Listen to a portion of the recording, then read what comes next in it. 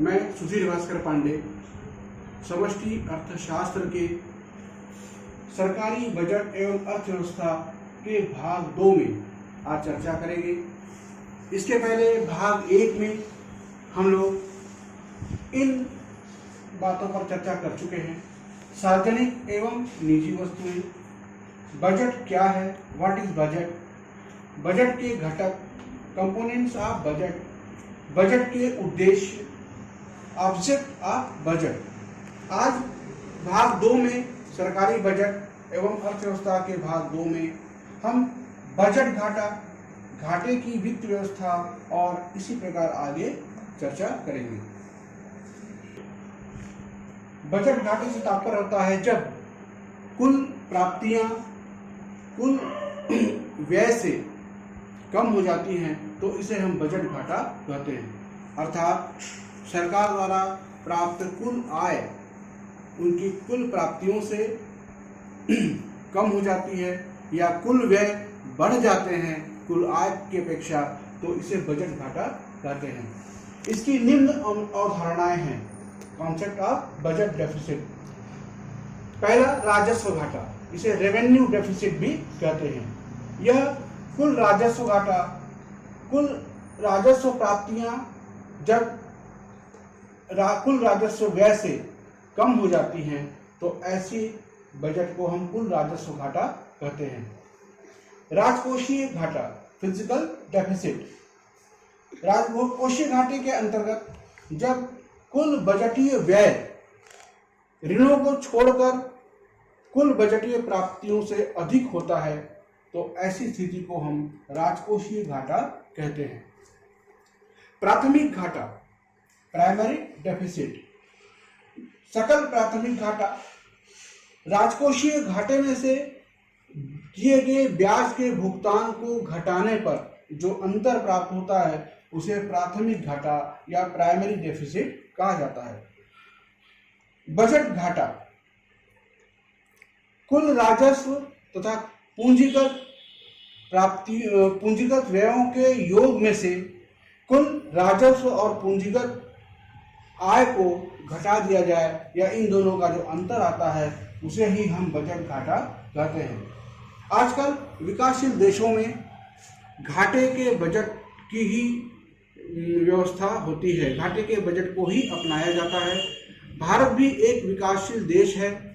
भारत ने भी कभी भी बजट को नहीं अपनाया, अर्थात उसने कभी भी अपने बजट में आधिक्य को नहीं दिखाया है। और भारत भी एक विकासशील देश है, इसलिए भारत की भी अनिवार्यता है कि घाटे के बजट को अपनाना। अतः भारत में भी सभी विकासशील देशों की भांति घाटे के बजट को ही, डेफिसिट फाइनेंसिंग को ही अपनाया जाता है। अब देखते हैं घाटे का बजट या डेफिसिट फाइनेंसिंग किसे कहते हैं। घाटे का बजट या घाटे की वित्त व्यवस्था उसे कहते हैं जब सरकार को यह पता होता है कि उसका कुल व्यय उसकी कुल प्राप्तियों से अधिक होने वाला है, तो इस अंतर के लिए जो वो वित्तीय प्रबंध करती है इसे ही हम घाटे की वित्त व्यवस्था कहते हैं। घाटे की वित्त व्यवस्था का सर्वप्रथम प्रयोग अमेरिका द्वारा 30 के दशक में किया गया था और भारत में सर्वप्रथम इसका प्रयोग 1969 में किया गया, परंतु अब यह परंपरा ही बन गई है और तब से ये लगातार घाटे की वित्त व्यवस्था ही यहाँ बनाई की जाती है। अब देखते हैं घाटे की वित्त व्यवस्था या घाटे का बजट के क्या साधन हैं। अर्थात जब घाटे की वित्त व्यवस्था अपनाई जाती है तो आय और व्यय के इस अंतर को पूरा करने के लिए सरकार अपने साधनों को किस प्रकार जुटा सकती है या कहां से उस आय को पूर्ण करती है। इसके लिए सरकार 4 तरीके अपनाती है। पहला, विदेशी सहायता। ये सबसे अच्छा साधन माना जाता है क्योंकि ये विदेशों से अनुदान के रूप में प्राप्त होता है जिसे लौटाना नहीं पड़ता है, अतः ये भी एक सरकार की आय का स्रोत हो जाता है। दूसरा, विदेशी ऋण। सरकारें अन्य देशों से ऋण प्राप्त करती हैं और वो भी सरकार की आय का एक साधन होता है। परंतु ये ऋण तभी फायदेमंद होता है जब ये लंबी अवधि के लिए लिए जाएं और कम से कम ब्याज दरों पर लिए जाएं, तो भी ये एक डेफिसिट फाइनेंसिंग में उस खाई को भरने में सहायक होता है और जो अंतर है उसे पाटने में मदद करता है। तीसरा, आंतरिक ऋण। इसके अलावा तीसरा तरीका, सरकार अपने देश के लोगों से ऋण लेती है, जैसे किसान विकास पत्र, इंदिरा विकास पत्र, ऐसी योजनाओं के द्वारा सरकार अपने देश के लोगों से ही उधार लेती है। इस ऋण में अगर बहुत ज़्यादा लिया जाए तो यह भी देश के लिए घातक होता है, क्योंकि ऐसे में देश के निवेश पर इसका बुरा असर पड़ता है, जो 1960, 1970 और 1980 के दशक में देखा गया था कि आंतरिक ऋण की बहुतायत के कारण निवेश कम पड़ गया था, निवेश कम हो गया था। चौथा साधन, मुद्रा छापना। सरकार अतिरिक्त मुद्रा छापती है जिससे कि मुद्रास्फीति बढ़ जाती है। इसके काफी दुष्परिणाम होते हैं। मुद्रास्फीति ये सरकार का अंतिम हथियार होता है। अगर इन तीनों से सरकार के आय पूरी नहीं हो पाती है, सरकार उस व्यय को पूरा नहीं कर पाती है, तो सरकार अंतिम अस्त्र के रूप में अतिरिक्त मुद्रा को छापती है। आजकल ये भी एक चलन में आ गया है, परंतु इससे मुद्रास्फीति बढ़ जाती है, महंगाई बढ़ जाती है, जिससे सरकार को वेतन भत्ते आदि बढ़ाने पड़ते हैं, जिससे वह भी सरकार पर अतिरिक्त भार के रूप में आ जाता है। अतः यह भी तरीका बहुत अच्छा नहीं है, परंतु प्राय इसी तरीके को भी अपनाया जाता है। अब देखते हैं बजटीय अवधारणाएं।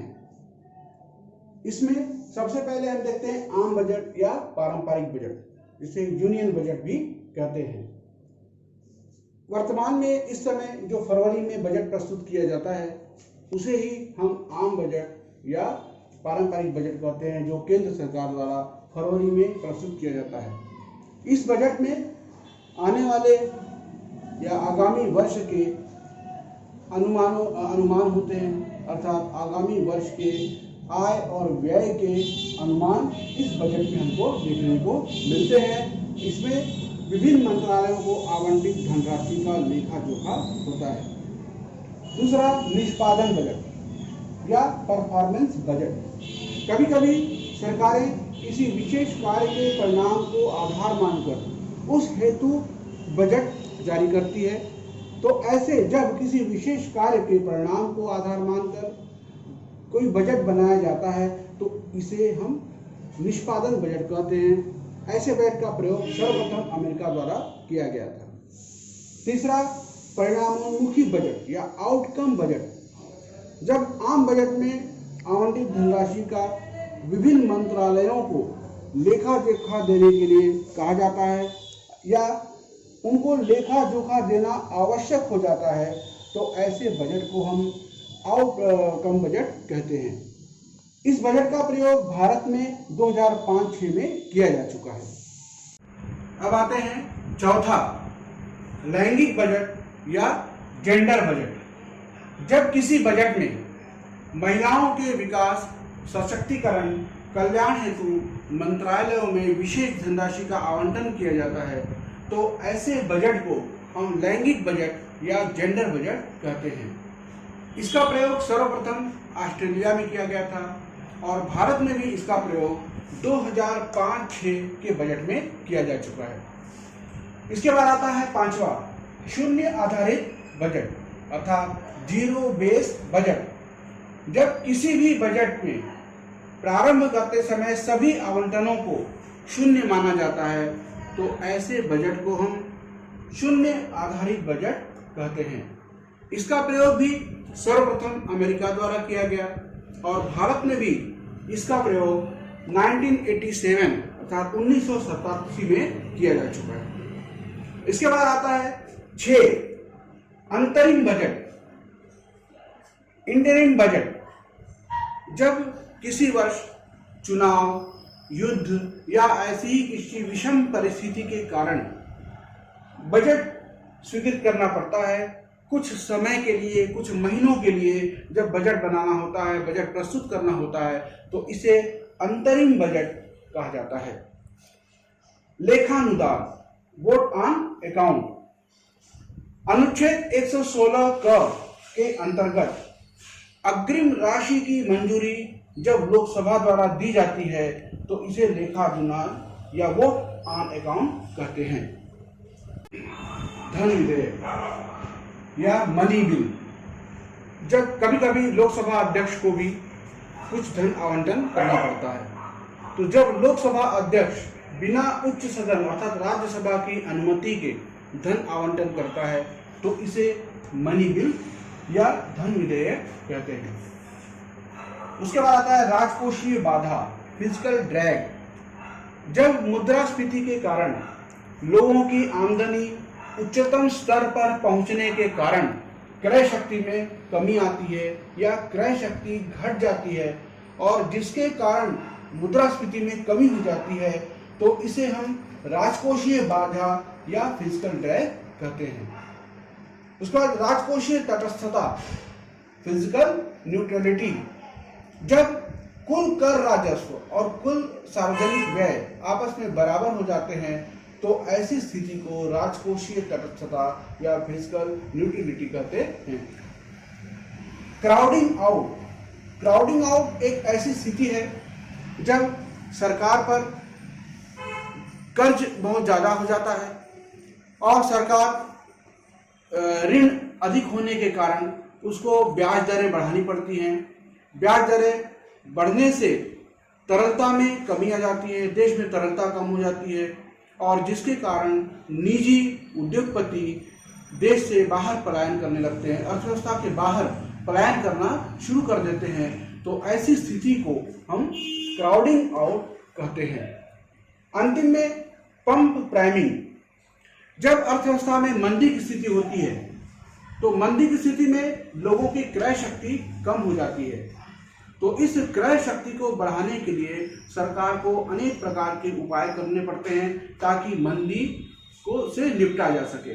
तो जब मंदी के कारण क्रय शक्ति में होने वाली कमी को दूर करने के लिए सरकार उपायों को अपनाती है तो इन उपायों को ही अर्थशास्त्र की भाषा में पंप प्राइमिंग कहा जाता है। अब आते हैं भारतीय कर प्रणाली, इंडियन टैक्स सिस्टम। जैसा कि हम जानते हैं कि भारतीय कर प्रणाली को दो भागों में बांटा जाता है, प्रत्यक्ष कर प्रणाली डायरेक्ट टैक्स और अप्रत्यक्ष कर प्रणाली इनडायरेक्ट टैक्स। जैसा कि हम पहले भी पढ़ चुके हैं कि प्रत्यक्ष कर उन करों को कहते हैं जिनका भुगतान वही व्यक्ति करता है जिन पर वह लगाए जाते हैं, अर्थात प्रत्यक्ष कर को टाला नहीं जा सकता और जिन पर ये लगाए जाते हैं वही व्यक्ति उनका भुगतान भी करता है। जैसे आयकर, निगम कर, मृत्यु कर, उत्तराधिकार कर, संपत्ति कर, उपहार कर आदि ये सभी प्रत्यक्ष कर या डायरेक्ट टैक्स के अंतर्गत आते हैं। उसके बाद आता है दूसरा अप्रत्यक्ष कर या इनडायरेक्ट टैक्स।